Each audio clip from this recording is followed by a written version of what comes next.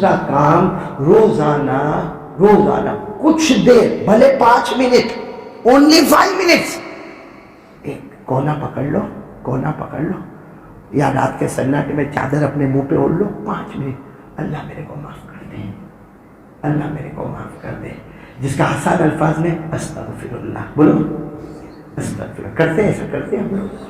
ہاں امام صاحب نماز کے بعد دعا مانگاتے تب ہم مانگتے دعا، وہ بھی کیسا معلوم نور بھائی؟ امام صاحب بیچارے دعا مانگ رہے اللہم اعنا علی ذکرک، نماز کے بعد یہ پنکھا چلتا ہے کہ نہیں چلتا ہے؟ بتاؤ اللہ ناراض نہیں ہوتے ہوں گے؟ صرف 24 گھنٹے میں 5 منٹ دن یا رات کا کوئی حصہ نکال لو جس میں کوئی دیکھے نہ دے، ارے کوئی دیکھتا ہوئے تو کیا ہو گیا، میں اور میرا اللہ، ہماری دل صاف ہونا چاہیے، میں اور میرا اللہ، اور بس 5 منٹ اللہ بہت گنہگار، اللہ بہت گنہگار، اللہ کورونا آیا، اللہ زمین سے وبا آئی، آسمان سے وبا آئی، جان مال آبرو سب برباد ہوا، لیکن اللہ تو نے تو میرے کو رات کو بھوکا بھی نہیں سنایا، اللہ پیاسا بھی نہیں کر پایا، استغفر اللہ، کون تیار ہے؟ اور آپ کو ایک بات بتاؤں آپ کا دل خوش ہو جائے گا، استغفر اللہ یعنی کیا کرنے کا؟ اللہ سے معافی مانگنے کا۔ معاف تو اللہ کریں گے، بولو اللہ کریں گے، ساتھ میں اللہ، دیکھو کیسا منہ اچھا لگا آپ لوگوں کا نور بھائی، پیسہ بھی ملتا ہے صحیح میں، استغفر اللہ پڑھو، اس پہ پیسہ بھی، بولو۔ آپ سوچتے ہیں کہ قاری صاحب کائے کو ایسا بولتا؟ میں نہیں بولتا، قرآن میں لکھا ہے، قرآن میں 29ویں پارے میں صاف طور پہ لکھا ہے کہ تم استغفر اللہ پڑھتے جاؤ گے، اللہ چھپر پھاڑ کے پیسہ دیتا جائے گا۔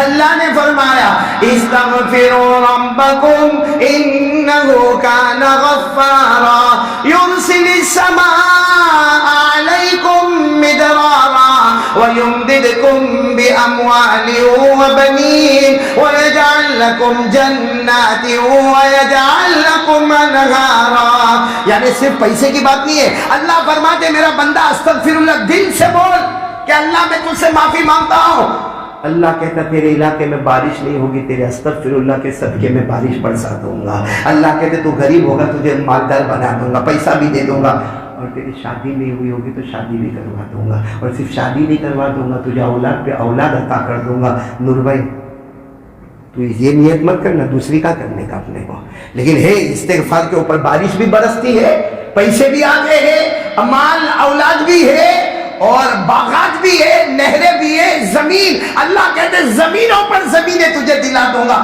تو سوچا نہیں ہوگا ایسی زمین کا میں تجھے مالک بنا دوں گا، لیکن کیا کرنے کا؟ کتنی دیر؟ مطلب میں 5 بولا تو 5 ہی منٹ؟ ارے بھائی ایک بار اللہ سے لو لگ جائے نا تو سمجھ میں نہیں آتا کتنی منٹیں نکل جاتی ہے۔ کریں گے بولو، کریں گے انشاءاللہ۔ ایک بات آپ کو بتاؤں، بہت پتے کی بات ہے، ایک بہت بڑے امام گزرے ہیں، امام احمد بن حنبل، بولو کون؟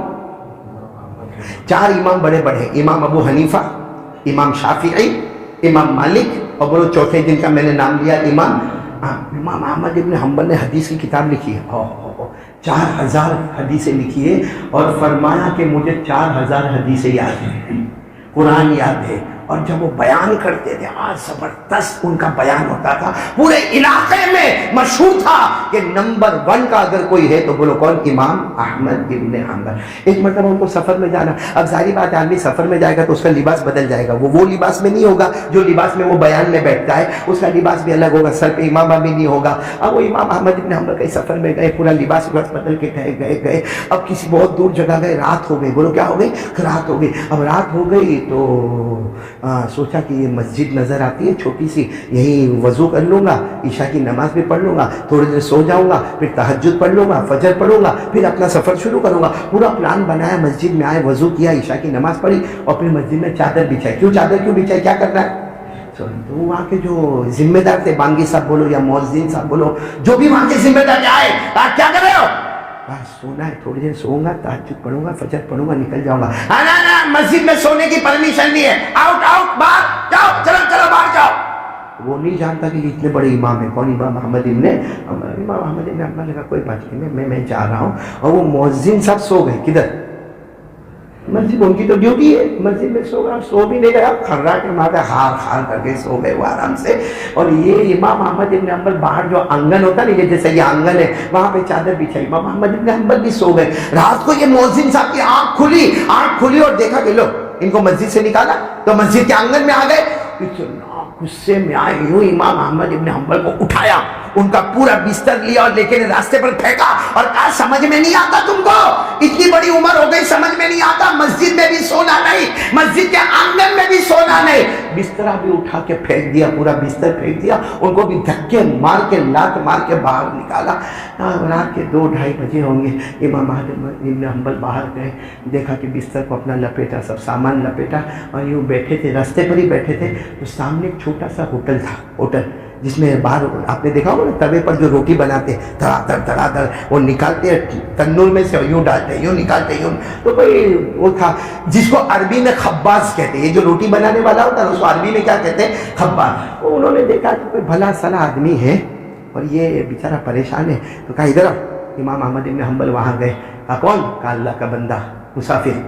تو کہا کہ دیکھو یہ میری کھٹیا رکھی ہوئی ہے، میں رات بھر روٹی بناتا ہوں، تم آرام سے یہاں پہ سو جاؤ، تہجد پڑھنے کا تو یہیں پہ پڑھ لینا، فجر مسجد میں جا کے پڑھ لینا، پھر اپنا سفر شروع کر دینا، یہ میں میری کھٹیا دیتا ہوں، جاؤ سو جاؤ۔ امام احمد ابن حنبل کو تھوڑا تو آسرا ملا یوں کھٹیے پر، لیکن جیسے کھٹیے پر گئے دیکھا کہ وہ تو پھٹافٹ روٹی بناتا ہے اور اس کی زبان کے اوپر استغفر اللہ، بولو استغفر اللہ استغفر اللہ استغفر اللہ استغفر اللہ استغفر اللہ۔ تو امام احمد ابن حنبل قریب گئے اور جا کر کہا تو یہ استغفر اللہ کیوں پڑھتا ہے؟ تو اس نے کہا تم کو نہیں معلوم، تم مسافر ہو، تم کو نہیں معلوم، یہ استغفر اللہ پڑھو، اللہ معاف تو کرتا ہے مگر جو اپنی تمنا ہو اللہ اس کو بھی پورا کر دیتا ہے۔ امام احمد ابن حنبل نے کہا اچھا اللہ تمنا بھی پوری کر دیتا ہے، تو تمہاری کون سی تمنا پوری ہوئی؟ کہا تمنا پوری ہوئی، پہلے چھوٹی سی ٹپری لے کر بیٹھتا تھا، آج یہ ہوٹل میرا ہے، بولو سبحان اللہ۔ کہا 3 بیٹیاں ہیں، تینوں بیٹیوں کا نکاح بھی کرایا اور سب کو گھر بھی دے دیا، اور کہا یہ ہوٹل کے پیچھے جو زمین وہ وہاں تک نظر آتی ہے نا اس کا مالک میں اور میری بیوی ہوں، سکون کے ساتھ گھر میں رہتے، کوئی ٹینشن نہیں، کچھ بھی چاہیے استغفر اللہ استغفر اللہ استغفر اللہ، ہم کو وہ چیز مل جاتی ہے۔ تو امام احمد ابن حنبل کو وہ کہتا ہے تم بھی کرو ایسا، کس کو کہہ رہے ہیں؟ امام احمد ابن حنبل نے کہا صحیح ہے میں بھی کروں گا استغفر اللہ والا عمل، لیکن یہ بتاؤ کہ کبھی ایسا ہوا کہ تم نے استغفر اللہ پڑھا اور نہیں ملی ہو کوئی چیز؟ یہاں تو تم کہتے ہو سب مل جائے، کبھی کچھ ایسا ہوا کہ نہیں؟ تو وہ رونے لگا، کون؟ روٹی والا، اور کہنے لگا ایک چیز نہیں ملی ہے، بہت استغفر اللہ پڑھتا۔ کیا چیز نہیں ملی؟ کہا یہ ہمارے پورے علاقے کے ایک بہت بڑے عالم ہیں، ان کا نام امام احمد ابن حنبل ہے، میں بہت کوشش کرتا ہوں کہ ان کی ملاقات کروں، ایک بار ان کا چہرہ دیکھ لوں، اس کے لیے میں نے کئی مرتبہ استغفر اللہ پڑھا کہ اللہ میرے کو ایک بار یہاں کے علاقے کے امام احمد ابن حنبل جیسا زبردست عالم، اللہ ایک میری ملاقات اس سے کروا دے۔ امام احمد ابن حنبل زور سے رونے لگے، کہا تم کیوں روتے ہو؟ کہا پوری ہو گئی تمنا، میں امام احمد ابن حنبل ہوں، میں ہی امام احمد ابن حنبل ہوں، جا تیری تمنا پوری ہو گئی، لیکن کیسا زبردست استغفر اللہ پڑھا کہ تو ملنے نہیں آیا، میں تجھے ملنے آیا، اور کیسا زبردست پڑھا کہ لات مار مار کے اللہ نے مجھے تیرے پاس بھیجوایا۔ میں تو مسجد میں سویا تھا، کسی نے ہاتھ پکڑ کے اٹھایا، پھر کسی نے پاؤں سے مارا، اور تیرے ہوٹل پہ لا کے مجھے کھڑا کر دیا۔ تیرے استغفر اللہ میں وہ جان ہے کہ تو جبرائیل کو مانگتا تو جبرائیل بھی آسمان سے اتر جاتے۔ میرے پیارو